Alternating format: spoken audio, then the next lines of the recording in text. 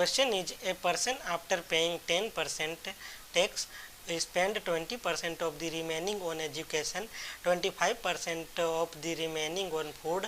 After all this expenditure, he is left with rupees 2700. Find his income.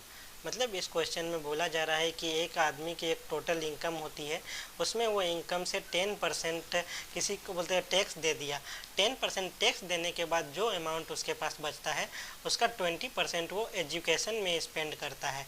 उसके बाद फिर जो अमाउंट बचता है उसका 25% वो फूड में स्पेंड करता है। उसके बाद जो उसके पास पैसा बचता है वो 2700 है। तो उसका टोटल इनकम कैसा है, तो इसे हम सिंपल एक इक्वेशन के ज़रिए बनाएंगे।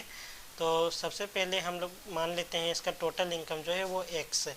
तो अगर ये 10% अगर स्पेंड कर देता है तो इसके पास बचेगा 90%। मतलब कि अगर ये इसने 10% स्पेंड कर दिया तो 90% हमारे पास बच गया। मतलब कि इनकम का अब 90% इसके पास बचा हुआ है। अब इसमें ये 20% एजुकेशन पे खर्च कर देता है, मतलब इतना का फिर इसके पास 80% बचेगा। तो हम इसे 80% से मल्टीप्लाई कर देंगे। उसके बाद फिर अगर हम देखते हैं कि वो फूड में 25% एक्सपेंड कर देता है तो इसके बाद हमारे पास 25% बचेगा। तो अब टोटल जो इसके बाद जो इतने खर्च करने के बाद जो बचते हैं वो 2700 बचता है।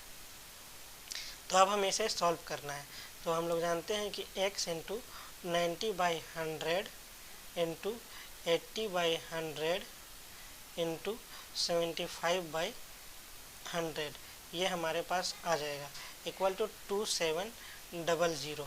तो अब इसे हम एक 0 काट सकते हैं इसको हम, और फिर इसे एक बार में, और फिर ये 4 बार में, और ये 5 बार में भी कट जाता है, और ये 3 बार में 25 के टेबल में, और ये 4 बार में कट जाता है।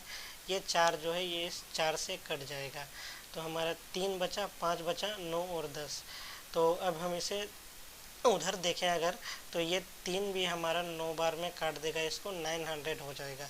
तो फिर यहाँ 9 बचा, इस 9 को अगर हम एक बार में काट दे तो ये फिर हमारा 100 बच जाएगा।